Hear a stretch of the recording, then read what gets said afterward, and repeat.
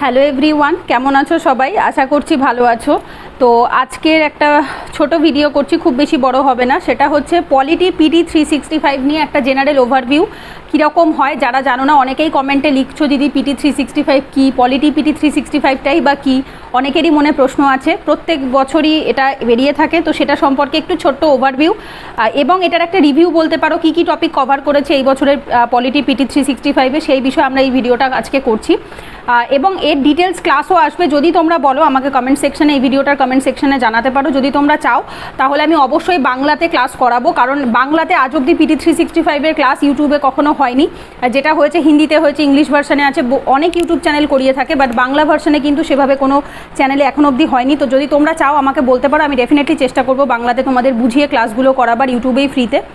তো ফার্স্ট দেখো, এটা আমি তো ডেফিনেটলি ব্ল্যাক অ্যান্ড হোয়াইটে প্রিন্ট আউট করেছি। এটা কালারফুল ফরম্যাটে থাকে, উপরে লেখাই রয়েছে পলিটি কোন সময় থেকে কোন সময় কভার করে। দেখো, ক্লাসরুম স্টাডি মেটেরিয়াল, এটা কিন্তু পাবলিশ করে ভিশন আইএস। এটা সব থেকে বলতে পারো কারেন্ট অ্যাফেয়ার্স বলো বা টেস্ট সিরিজ বলো, তার ভেতর রেকগনাইজড একটি ইনস্টিটিউট, যার টেস্ট সিরিজ এবং কারেন্ট অ্যাফেয়ার্স প্রত্যেকটা ইউপিএসসি টপার বলো বা অ্যাসপিরেন্ট বলো, সবাই রিলায় করে বা সবাই পড়ে থাকে।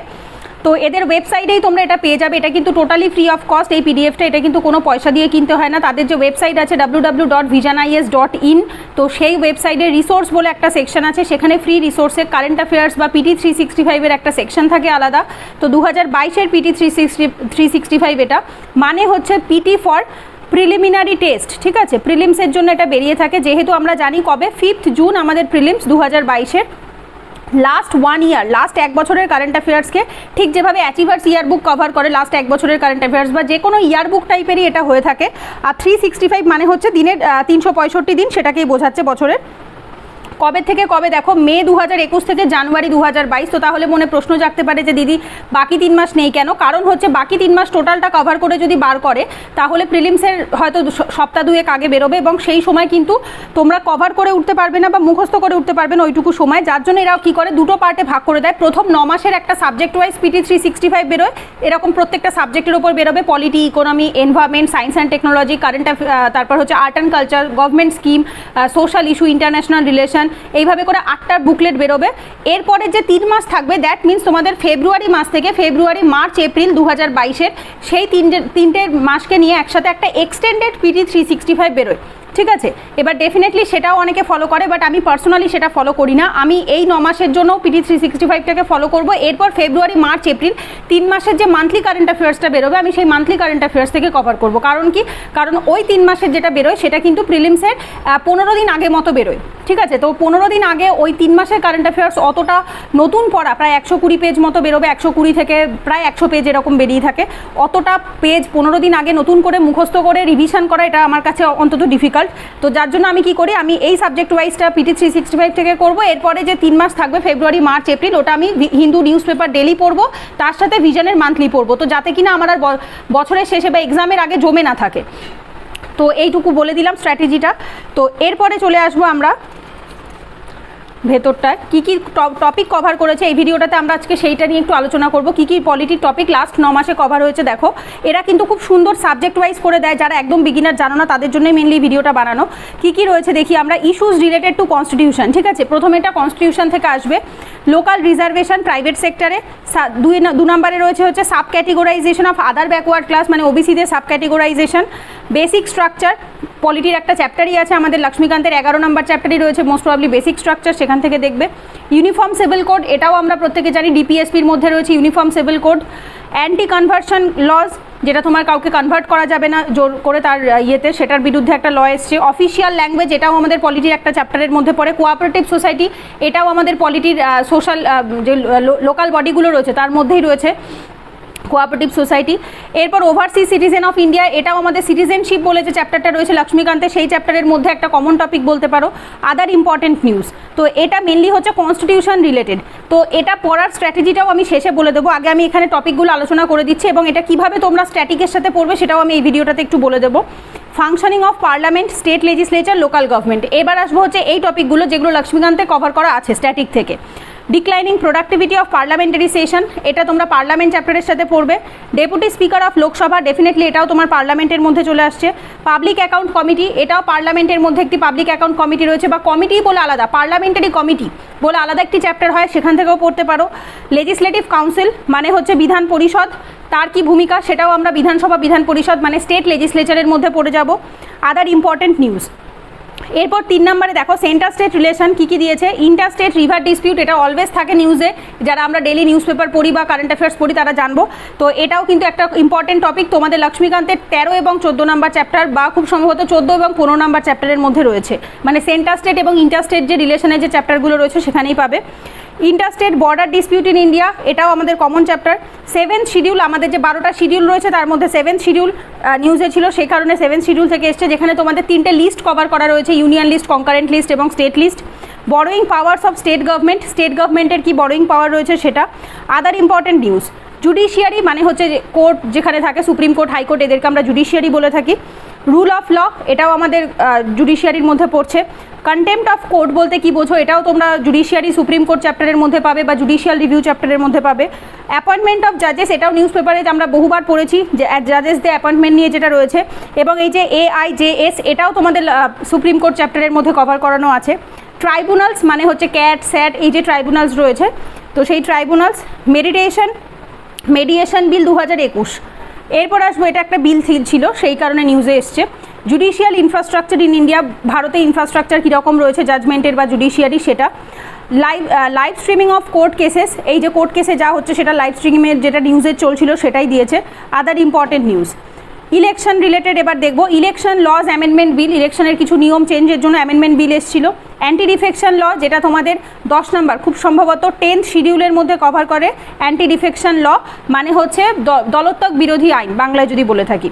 ইলেকটোরাল বন্ড, এটাও আমাদের ইলেকশনের মধ্যে কভার করছে। এবং আমাদের যে পলিটির নোটটা, মানে আমার নিজের যে পলিটির নোটটা রয়েছে, এখানে কিন্তু প্রত্যেকটা টপিককে স্ট্যাটিকের যে, মানে এই টপিকগুলোর যে স্ট্যাটিক ভার্সনটা, সেটা কিন্তু আমার যে শর্ট নোটটা বেরিয়েছে পলিটির, তার মধ্যে কিন্তু অলরেডি কভার করা রয়েছে। যারা পড়েছো তারা জানবে anti defection law, electoral bond, এগুলোর উপর আমি স্ট্যাটিকের শর্ট নোট দিয়েছিলাম। Other important news. এরপর আসবে ইম্পর্টেন্ট লেজিসলেশন বা বিল কী রয়েছে। ফার্স্ট আসছে panchayat extension to the schedule areas act 1996, যেটাকে আমরা পেশা অ্যাক্ট বলে থাকি, পঞ্চায়েত চ্যাপ্টারে রয়েছে। ফরেস্ট রাইট অ্যাক্ট, এটা তোমাদের লক্ষ্মীকান্তের মধ্যে পড়ে না ঠিক, এটা ট্রাইবাল এরিয়া বা ট্রাইবাল রাইটসের মধ্যে কিছু পেয়ে যাবে, বা এনভায়রনমেন্টের মধ্যে তোমরা পাবে forest right. Juvenile justice care and protection of children acts, এটাও খুব ইম্পর্টেন্ট, এটাও নিউজে ছিল। Important news. Important constitutional, statutory বা এক্সিকিউটিভ বডিজ ইন নিউজ, কোনগুলো যেগুলো হচ্ছে কনস্টিটিউশনাল বা নন কনস্টিটিউশনাল বডির মধ্যে পড়ছে সেইগুলোর কথা বলা হচ্ছে এখানে। CBI এবং হচ্ছে ED রয়েছে। এবং আদার important news. Important aspect of governance, তো এই সেকশনটা খুব ইম্পর্টেন্ট, কারণ কি আমরা গভর্নেন্সের জন্য সেভাবে স্ট্যাটিক কিন্তু পড়ি না বলতে পারো, বা পড়লেও মেন্সের আগে পড়ি, প্রিলিমসের আগে সেভাবে খুব একটা পড়া হয় না। তো সেই জন্য এই জায়গাটা কিন্তু খুব ভালো দেখো। সিটিজেন্স চার্টার, এটা তো অবশ্যই আমাদের পড়তে হবে, এটা UPSC মেন্সের একটা স্পেসিফিক্যালি টপিক ওয়াইজ তুলেই দেওয়া আছে। আমি GS পেপার 2 এর সিলেবাস অ্যানালিসিস এবং বুক লিস্টটা কাল পরশুর মধ্যেই নিয়ে আসবো, তোমরা অনেকে রিকোয়েস্ট করছিলে এবং আমারই ভুল অ্যাকচুয়ালি, আমি 1 আর 2 মানে প্রিলিমস আর GS পেপার 1টা এনে বন্ধ করে দিয়েছিলাম, তারপর আর আনা হয়নি। আমি ডেফিনেটলি কাল পরশুর মধ্যে ভিডিওটা দিয়ে দেবো, সেখানে তোমরা অ্যানালিসিসটা দেখলেই বুঝতে পারবে। গ্রাম পঞ্চায়েত ডেভেলপমেন্ট প্ল্যান, এটাও ইম্পর্টেন্ট। গুড গভর্নেন্স ইন্ডেক্স ভীষণভাবে ইম্পর্টেন্ট। মিশন কর্মযোগী, এখানে বেশ কিছু তোমরা গভর্নমেন্ট স্কিমের কথা পাবে, মিশন কর্মযোগী রয়েছে। ডিজিটাল রাইটস রয়েছে। Public procurement and project management and other important news. Miscellaneous টপিকে কী কী রয়েছে, গ্যাম্বলিং, আদার ইম্পর্টেন্ট নিউজ এবং ল্যান্ডমার্ক কোর্ট কেসেস, এগুলোকে বলতে পারে অ্যাপেন্ডাইসেস হিসাবে একসাথে করে দিয়েছে, যেমন ল্যান্ডমার্ক কোর্ট কেসেস, কোনগুলো ইম্পর্টেন্ট কোর্ট কেস হয়েছে লাস্ট 9 মাসের মধ্যে সেগুলো।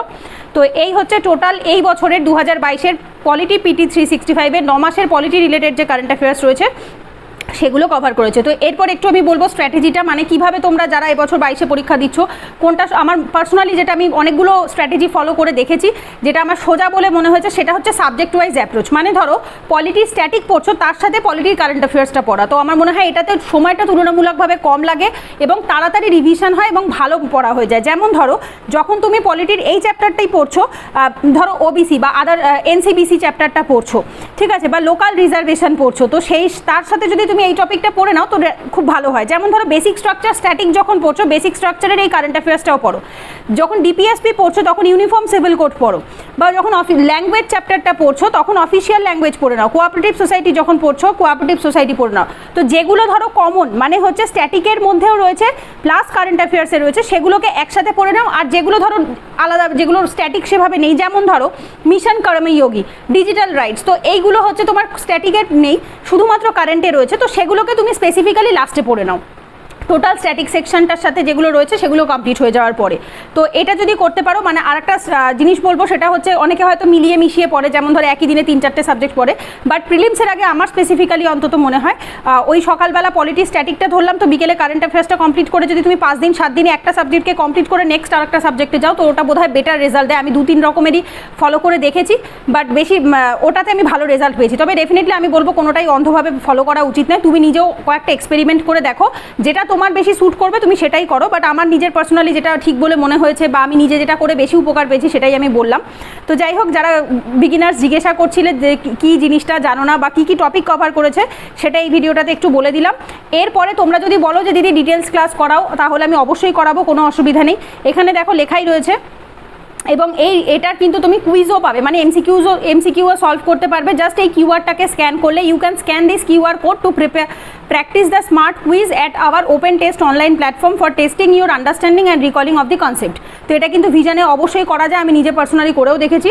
তো এটা তুমি কিউআরটা স্ক্যান করলে পরে কিন্তু ভিশনের প্ল্যাটফর্মে গিয়ে তুমি মক টেস্ট দিতে পারবে ওপেন টেস্ট থেকে, ঠিক আছে? ব্যাস, এইখান থেকে হচ্ছে তোমাদের টপিকটা স্টার্ট হয়ে গেছে। কিভাবে কি লেখা থাকে একবার একটু দেখে নাও, যারা একদম বিগিনার জানো না ভেতরটা কিভাবে কি লেখা থাকে না থাকে।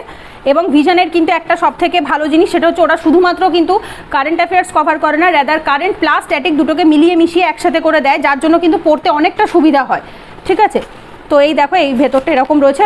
টোটাল বোধহয় খুব সম্ভবত 58 বা 58টা পেজ, এই যে 58-58টা পেজ রয়েছে। আচ্ছা, তো লাস্ট পেজটা একটু দেখে মনে পড়ে গেল, সেটা আমি এর আগে আমার টেলিগ্রাম চ্যানেলে বলেছি। এখানে দেখতেই পাচ্ছ অভিয়াস 2022, এটা কি একটু বলে দিই। এটা অল ইন্ডিয়ার অফলাইন মক টেস্ট হয়, মানে হচ্ছে প্রত্যেকটা টেস্ট সেন্টারে টেস্ট ফেলে কন্ডাক্ট করানো হয়। এখানে দেখতেই পাচ্ছ all India GS prelims plus সিস্যাট mock test.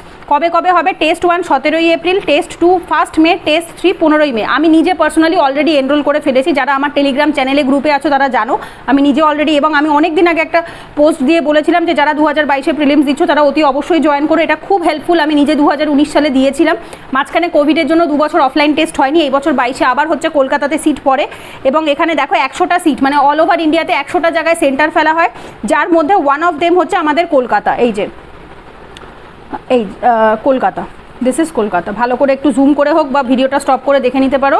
এই হচ্ছে কলকাতাতে কিন্তু আমাদের সিট পড়ে। জেনারেলি সাউথ কলকাতার ওদিকে একটি স্কুলে পড়ে, এবারে সেম স্কুলে পড়বে কিনা আমি জানি না, বাট 2019 সালে পড়েছিল। নেতাজি নগর বলে একটি জায়গা আছে, নেতাজি নগরে তোমার একটি গার্লস স্কুল বা বয়েজ স্কুলে একটি সিট পড়েছিল। তো এখানে 3 দিন কিন্তু মক টেস্ট হয়, মানে হচ্ছে সকালবেলা জিএস হবে এবং সেকেন্ড হাফে মাঝখানে 1 ঘন্টা টিফিন ব্রেক দিয়ে সিস্যাট মক টেস্ট হয়। তো যারা জানো না তাদের জন্য এই সেকশনটাও বলে রাখলাম। এটা খুব হেল্পফুল, আমি নিজে করে দেখেছি, এবং এটার ফিজ হচ্ছে অনলি 1000, মানে এই 3টে মক টেস্ট দেওয়ার জন্য তোমাকে মাত্র 1000 টাকা পে করতে হবে, ঠিক আছে? এবং এটা ইংলিশ হিন্দি দুটো ভার্সনেই অ্যাভেলেবেল আছে। যাই হোক, আর বেশি বড় করলাম না ভিডিওটা। যারা জিজ্ঞাসা করছিলে জানো না, তারা দুটোই ইনফরমেশন পেয়ে গেলে, পিটি 365 সম্পর্কেও প্লাস অভিয়াস 2022 সম্পর্কেও। তো ভিডিওটা এখানেই এন্ড করছি। আশা করবো তোমাদের উপকার হয়েছে। যদি হয়ে থাকে তাহলে একটা লাইক করো, কমেন্ট করে জানিও, বন্ধুদের সাথে শেয়ার করো যারা এবছর পরীক্ষা দিচ্ছে, তাদের আশা করি উপকার হবে, বা ভবিষ্যতে দিলেও তাদের উপকার হবে জানা থাকলো তাদের। তো যাই হোক, পরের ভিডিওতে দেখা হচ্ছে, ততক্ষণ সবাই সাবধানে থেকো, ভালোভাবে থেকো। আর ক্লাস করতে চাও কিনা বা ক্লাস দেখতে চাও কিনা এই পুরো টপিকের ওপরে, বাকি সাবজেক্টের ওপরেও, তো অবশ্যই সেটা আমাকে কমেন্টে জানাতে পারো। আমি চেষ্টা করবো, তোমরা যদি চাও আমি নিশ্চয়ই করাবো। তো চলো, পরের ভিডিওতে দেখা হচ্ছে, ততক্ষণ সবাই সাবধানে থেকো, টাটা।